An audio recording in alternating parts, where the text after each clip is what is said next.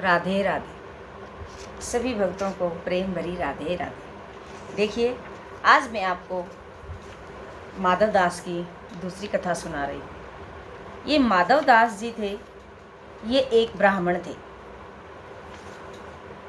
तो ये जगन्नाथपुरी में रहते थे। देखिए, ऐसे वैसे तो बहुत सारे भगत हुए हैं, लेकिन जो माधव दास जी थे, इन्होंने ये एक गांव में रहते थे।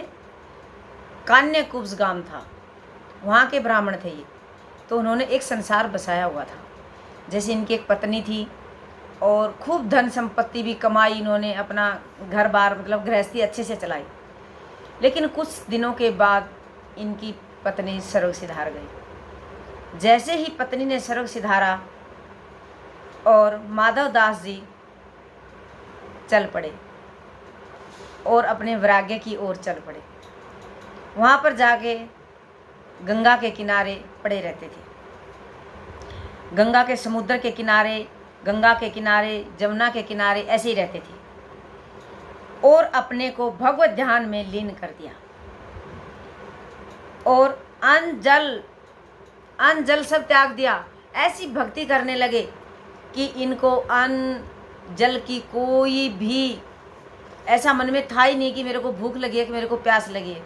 पूरा दिन जगन्नाथपुरी के ध्यान में मगन रहते थे और पूरा दिन उनका विग्रह अपनी आंखों के सामने रखकर उसी में आंखें बंद करे उसी को निहारते रहते थे, उसी को निहारते रहते थे। तो एक दिन क्या हुआ, जब जगन्नाथपुरी में जो हमारे कन्हैया हैं, हमारे प्रभु हैं, उन्होंने देखा अरे माधव दास तो भूखे प्यासे ध्यान में लीन है। तो अपनी बहन सुभद्रा से बोले, देखो बहन, मेरा भक्त माधव दास भूख प्यास से व्याकुल समुद्र के किनारे पड़ा है और मेरी भक्ति में पूरा लीन है। अब तुम जाओ और उसको भोजन दे के आओ।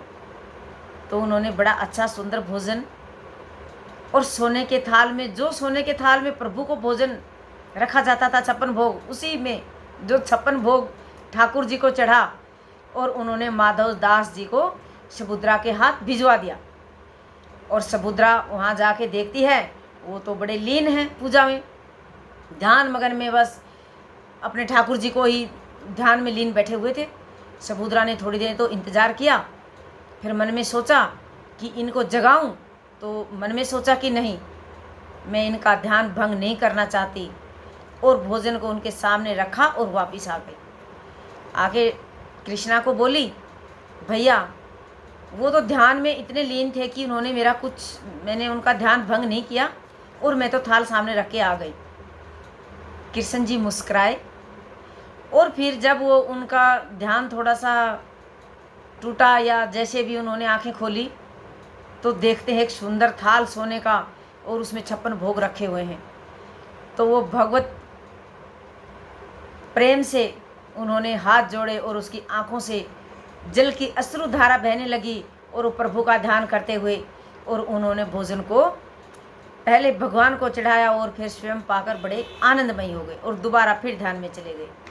दोबारा ध्यान में चले गए। वहाँ जो पुजारी पूजा कर रहे थे, उन्होंने देखा कि अरे सोने का थाल कहाँ गया।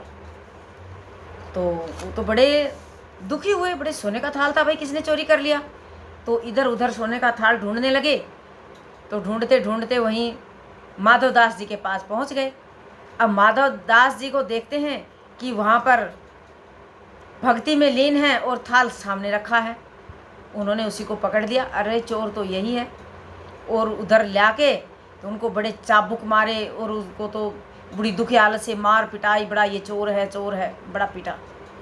अब जो भी चाबुक माधव दास जी पे मारे, वही चाबुक हमारे ठाकुर जी और मेरे कन्हैया अपने ऊपर सहते रहे। जितने चाबुक माधव पे पड़े, वही चाबुक मेरे बिहारी पे पड़े। और जब पुजारी उनको मार पीट के अध बेहोश हो गया, उनको छोड़ करके, और वो सारे सो गए, तब मेरे ठाकुर जी ने, कृष्ण कन्हैया ने क्या किया, उनको सपने में, पुजारी को सपने में दर्शन दिए और बोला कि पुजारी, जितने चाबुक आपने माधव दास जी को मारे हैं, आप एक बार मेरी पीठ उगाड़ के देखो, वो सभी चाबुक माधव दास जी पे नहीं, मुझ पे लगे हैं।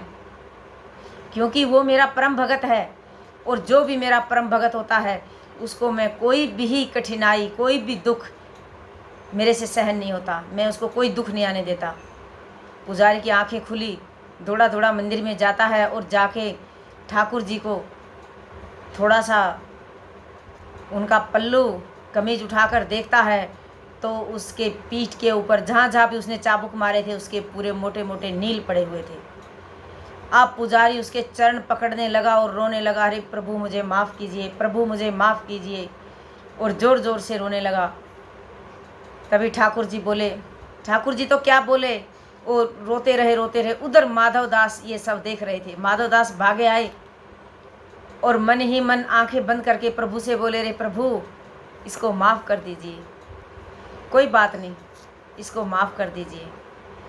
तो प्रभु जी बोले, मन मन में सोचा, देखो ऐसे होते हैं भगत, इसको इतने चाबुक मारे और अभी भी ये बोल रहा है कि इसको माफ़ कर दीजिए। तो हे मेरे प्रभु, माधव दास जी ऐसे भगत थे, वो खुद सहते लेकिन दूसरे को, किसी को कोई कष्ट आता तो वो उसको बोलते कि हे प्रभु इसको छोड़ दीजिए। तो एक बार ब्राह्मण माधव दास जी ब्रज यात्रा को जा रहे थे, मार्ग में एक बाई थी, आपको उनको भोजन कराने के लिए ले गई। रास्ते में एक बाई बैठी थी, तो वो बोली कि माधव दास, उसको थोड़ा पता था कि माधव दास भगत है, तो बोली कि चलो माधव दास मैं आपको भोजन कराऊंगी।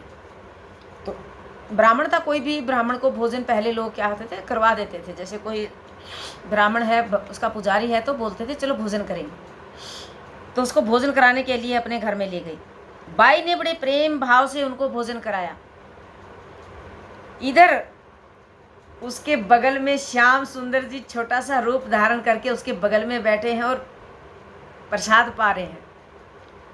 अब वो बाई जी देख के मुस्कुराई और बोली, अरे माधव दास, ऐसी कौन सी मातारी है जिसने इतने सुंदर बालक को आपके साथ भेज दिया? ये कितना सुंदर बालक है, क्योंकि बाई जी को तो नहीं पता था। तो भगवान, तो उधर से माधव दास ने बोला, अरे कौन है? तो उसने बगल में देखा और बोला कि अरे मेरे श्याम सुंदर। देखा और रोने लग गया, अरे माधव दास कितना तकड़ा भगत है रे तू, कि देखो आपके भगवान हमेशा आपके बगल अगल बगल में रहते थे, आपके पास बैठ के खाना खाते थे, आपको अपने हाथों से खिलाते थे, आपकी सेवा अपने हाथों से करते थे। ऐसा था माधव दास। तो उसके बैठ में बगल में खाना खा रहे हैं और फिर बोले हाथ जोड़ के, अरे प्रभु, अरे श्याम सुंदर तू यहाँ भी आ गया। तो बाई बोली, ये कौन है? तो बोली, यही तो है हमारे सब कुछ, श्याम सुंदर मेरे ठाकुर जगन्नाथपुरी में जो हैं। अरे बाई जी तो उनके चरणों में लेट गई और सब कुछ सुध बुध खो दी, और अपने माधव दास जी के, भगवान तो अंतर ध्यान हो गए, और माधव दास जी के चरणों में लेट गई और बोली, अरे प्रभु, अरे माधव दास, सच्चे भगत तो आप हैं, जो भगवान आपके साथ भोजन करते हैं, जो भगवान आपके पग पग पे साथ चलते हैं। ऐसे माधव दास को बारंबार प्रणाम, कोटि कोटि प्रणाम। बोलिए जय श्री राधे।